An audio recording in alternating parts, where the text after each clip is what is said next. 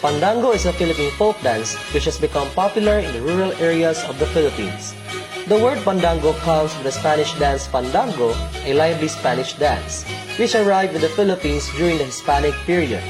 This dance, together with the jota, became popular among the ilustrados or the upper class and later adapted among the local communities.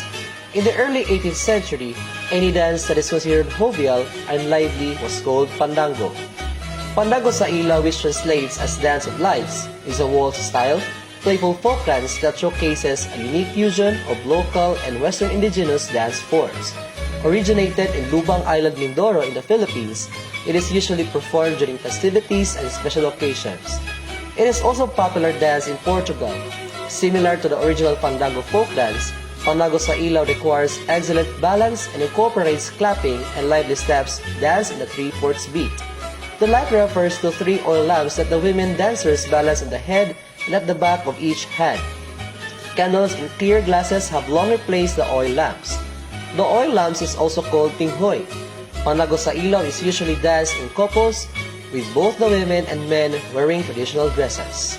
Pandango sa Ilaw stimulates the light and flight of fireflies at dusk or dawn.